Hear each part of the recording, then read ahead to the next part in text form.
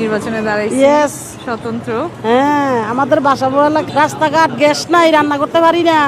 তো আপনাকে যদি আমরা সহযোগিতা না করি তাহলে আমাদের কেমনে হইব উপকার নাকি?